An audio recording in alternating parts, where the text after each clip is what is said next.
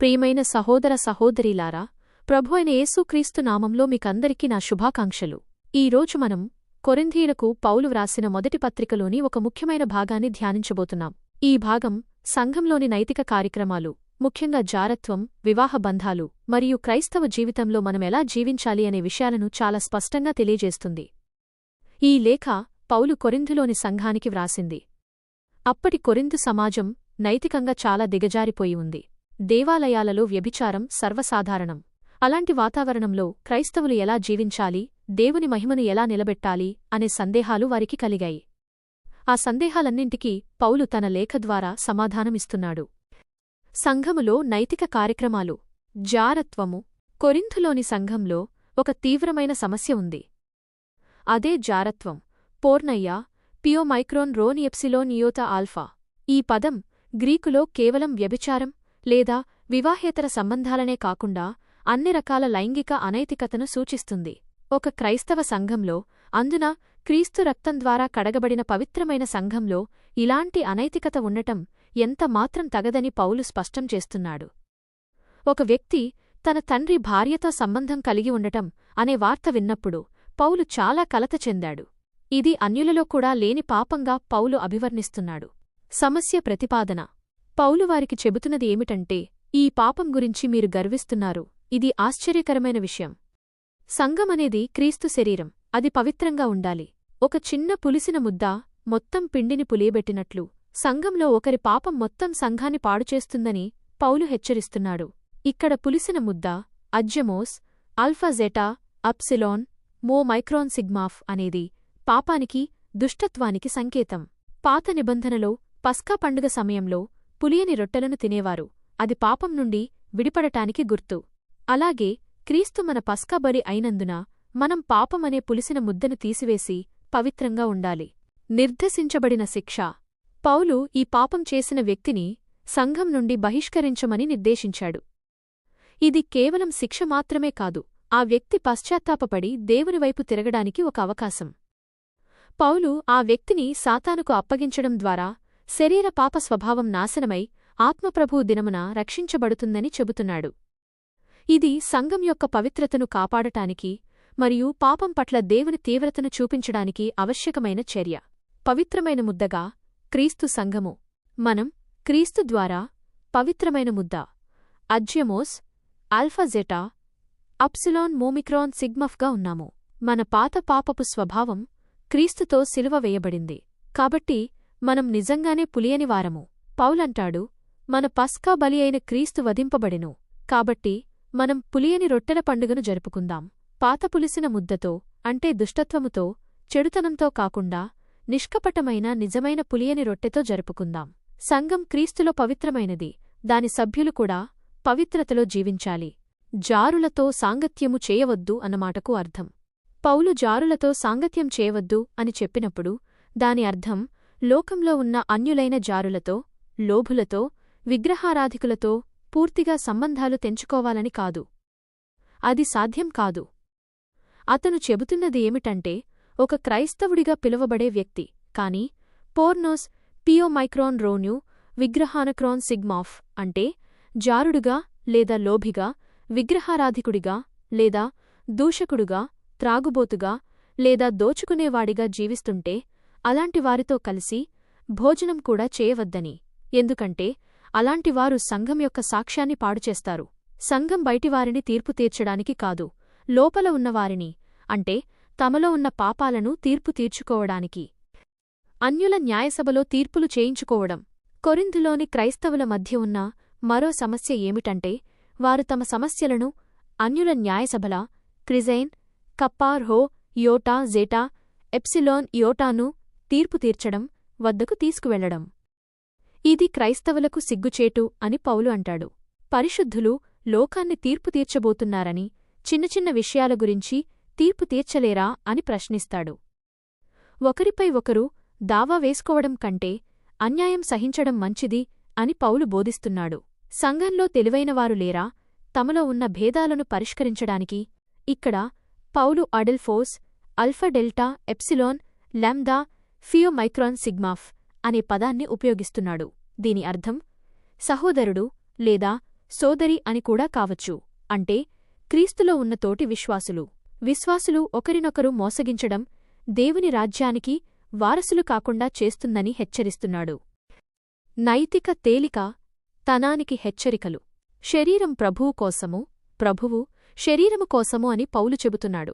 మన శరీరాలు క్రీస్తు అవయవాలని, వాటిని వ్యభిచారిని అవయవాలుగా చేయకూడదని హెచ్చరిస్తున్నాడు. వ్యభిచారంతో కలిసి ఉన్నవారు ఆ శరీరంతో ఒకటిగా మారతారు. కాని ప్రభువుతో కలిసి ఉన్నవారు ఆయనతో ఆత్మలో ఒకటిగా మారతారు. పోర్నయ్య, పియో మైక్రోన్, రోను ఎప్సిలోన్, అయోటా అల్ఫా అనే పాపం శరీరాన్ని అపవిత్రం చేస్తుంది. పౌలు అంటాడు, మీ దేహం దేవుని నుండి మీకు లభించిన పరిశుద్ధాత్మ ఆలయం. కాబట్టి మన శరీరాలతో దేవునికి మహిమ తీసుకురావాలి. వివాహ బంధానికి సంబంధించిన చర్చ. ఇప్పుడు పౌలు వివాహబంధానికి సంబంధించిన విషయాలను వివరిస్తున్నాడు. పురుషుడు స్త్రీని ముట్టకపోవడం మంచిది అని కొరింథీయులు అడిగిన ప్రశ్నకు పౌలు సమాధానమిస్తున్నాడు. వివాహము మరియు వివాహరాహిత్యము. పోర్నయ్య, పి ఓ మైక్రోన్, రో న్యూ ఎప్సిలోన్, ఇయోటా అల్ఫా అంటే జారత్వమును నివారించడానికి ప్రతి పురుషుడు తన భార్యను, ప్రతి స్త్రీ తన భర్తను కలిగి ఉండాలి. భార్య భర్తకు, భర్త భార్యకు వారి శరీరాలపై అధికారం ఉంటుంది. దైవభక్తి కొరకు కొద్దికాలం విడిపోవాలని ఇరువురు అంగీకరిస్తే తప్ప ఒకరినొకరు వంచించకూడదు. ఎందుకంటే సాతాను మీ అదుపులేని కోరికల వల్ల మిమ్మల్ని శోధించవచ్చు. పౌలు తాను వివాహం చేసుకోకుండా ఉన్నట్లే అందరూ ఉండాలని కోరుకుంటాడు. ఆగామోస్, అల్ఫగమ్మ, అల్ఫమూ, మైక్రాన్ సిగ్మాఫ్ అంటే వివాహం కాని వ్యక్తి, వివాహం కానివారు మరియు విధవరాండ్రు తనలాగే ఉండగలిగితే మంచిది. కాని అలా ఉండలేకపోతే వారు వివాహం చేసుకోవాలి. ఎందుకంటే కామం చేత మండుట కంటే వివాహం చేసుకొనుట మేలు. వివాహం ఒక దైవ ఏర్పాటు, అది పరిశుద్ధమైనది. వివాహము మరియు విడాకులు. వివాహం చేసుకున్నవారికి ప్రభువు ద్వారా ఆజ్ఞ ఇస్తున్నాడు, భార్య భర్తను విడిచిపెట్టకూడదు. ఒకవేళ విడిచిపెడితే ఆమె వివాహం చేసుకోకుండా ఉండాలి, లేదా తన భర్తతో తిరిగి రాజీపడాలి. భర్త కూడా తన భార్యను విడిచిపెట్టకూడదు. అలాగే అవిశ్వాసులతో వివాహం చేసుకున్నవారికి పౌలు తన స్వంత సలహా ఇస్తున్నాడు, ప్రభు ఆజ్ఞ కాదు. ఒక విశ్వాసికి అవిశ్వాసి అయిన భార్య ఉండి ఆమె అతనితో కలిసి జీవించడానికి ఇష్టపడితే అతను ఆమెను విడిచిపెట్టకూడదు. అలాగే అవిశ్వాసి అయిన భర్త విశ్వాసి అయిన భార్యతో కలిసి జీవించడానికి ఇష్టపడితే ఆమె అతన్ని విడిచిపెట్టకూడదు. ఎందుకంటే అవిశ్వాసి అయిన భర్త విశ్వాసి అయిన భార్య ద్వారా, అవిశ్వాసి అయిన భార్య విశ్వాసి అయిన భర్త ద్వారా పవిత్రపరచబడతారు.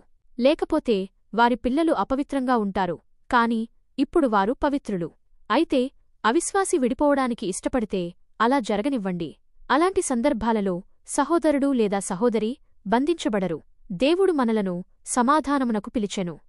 వివాహము మరియు క్రైస్తవ స్వాతంత్ర్యం. ప్రతి వ్యక్తి ప్రభువు అతనికి కేటాయించిన విధంగా మరియు దేవుడు అతన్ని పిలిచిన విధంగా జీవించాలి.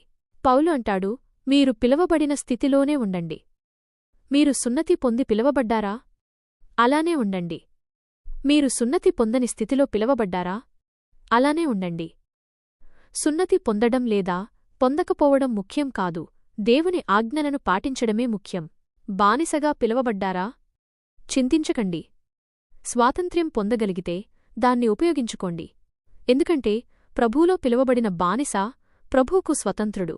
అలాగే స్వతంత్రుడిగా పిలువబడినవాడు క్రీస్తుకు బానిస. దేవుడు మిమ్మల్ని వెలపెట్టి కొన్నాడు, కాబట్టి మనుషుల బానిసలుగా ఉండకండి. ప్రతి వ్యక్తి తాను పిలువబడిన స్థితిలోనే దేవునిలో నిలబడాలి. వివాహము మరియు మరలా వివాహాలు. పౌలు అవివాహితులు మరియు విధవరాండ్ర గురించి మాట్లాడతాడు. ప్రస్తుత కష్టాల కారణంగా పురుషుడు వివాహం చేసుకోకుండా ఉంటే మంచిది. మీరు భార్యకు కట్టుబడి ఉన్నారా? విడుదల కోరకండి. మీరు భార్య నుండి విడుదల పొందారా? భార్యను వెతుక్కోవద్దు. అయితే మీరు వివాహం చేసుకుంటే అది పాపం కాదు. అలాగే కన్యక వివాహం చేసుకుంటే అది పాపం కాదు. కాని అలాంటి వారికి శరీరంలో కష్టాలు ఉంటాయి. దాని నుండి మిమ్మల్ని విడిపించాలనుకుంటున్నాను. కాలం తక్కువగా ఉంది కాబట్టి. వివాహం చేసుకున్నవారు వివాహం చేసుకోనట్లుగా ఉండాలి. దుఃఖించేవారు దుఃఖించినట్లుగా ఉండాలి. సంతోషించేవారు సంతోషించినట్లుగా ఉండాలి.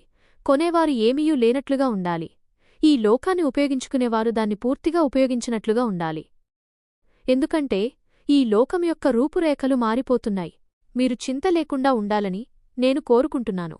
వివాహం కాని పురుషుడు ప్రభువు విషయాల గురించి చింతిస్తాడు, ప్రభువును ఎలా సంతోషపెట్టాలి అని. కాని వివాహం చేసుకున్న పురుషుడు లోక విషయాల గురించి చింతిస్తాడు, తన భార్యను ఎలా సంతోషపెట్టాలి అని. అతని ఆసక్తులు విడిపోతాయి. అలాగే వివాహం కాని స్త్రీ లేదా కన్యక ప్రభు విషయాల గురించి చింతిస్తుంది, శరీరంలో మరియు ఆత్మలో పవిత్రంగా ఉండటానికి. కాని వివాహం చేసుకున్న స్త్రీ లోక విషయాల గురించి చింతిస్తుంది, తన భర్తను ఎలా సంతోషపెట్టాలి అని. ఇది మిమ్మల్ని బంధించడానికి కాదు, కాని మీరు క్రమంగా నిరంతరాయంగా ప్రభువుకు సమర్పించుకోవడానికి వీలుగా సరియైన దాని కొరకు నేను చెబుతున్నాను. ఒక వ్యక్తి తన కన్యకను వివాహం చేయకుండా ఉండటం అనుచితమని భావిస్తే, ఆమె యవ్వనం గడిచిపోయి అది అవసరమైతే అతను కోరినట్లు చేయనివ్వండి, అది పాపం కాదు. ఆమె వివాహం చేసుకోనివ్వండి. కాని తన హృదయంలో స్థిరంగా ఉండి అవసరం లేకుండా తన ఇష్టాన్ని నియంత్రించుకుని తన కన్యకను వివాహం చేయకుండా ఉంచాలని నిర్ణయించుకుంటే అతను బాగానే చేస్తాడు. కాబట్టి తన కన్యకను వివాహం చేసేవాడు బాగా చేస్తాడు, వివాహం చేయకుండా ఉండేవాడు ఇంకా బాగా చేస్తాడు. భార్య తన భర్త జీవించి ఉన్నంతకాలం బంధించబడి ఉంటుంది. అయితే భర్త మరణిస్తే ఆమె ప్రభువులో ఉన్న ఏ వ్యక్తిని అయినా వివాహం చేసుకోవడానికి స్వేచ్ఛగా ఉంటుంది. అయినప్పటికీ నా అభిప్రాయం ప్రకారం ఆమె అలాగే ఉంటే ఆమెకు ఎక్కువ సంతోషం, మరియు దేవుని ఆత్మ నాకు కూడా ఉందని నేననుకుంటున్నాను. ఈ పౌలు బోధనలు అప్పటి కొరింథు సంఘానికి మాత్రమే కాదు, ఈనాటి మన సంఘాలకు కూడా చాలా విలువైనవి. పరిశుద్ధత, దేవునికి విధేయత మరియు సంఘ ఐక్యత అనేవి క్రీస్తు శరీరంలో చాలా ప్రాముఖ్యమైనవి. మనం క్రీస్తును మన పస్కా బలిగా అంగీకరించినప్పుడు మనం కూడా పాత పులిసిన ముద్దను తీసివేసి పవిత్రమైన నిజమైన జీవితాన్ని జీవించాలి. దేవుని నామానికి మహిమ కలుగునుగాక.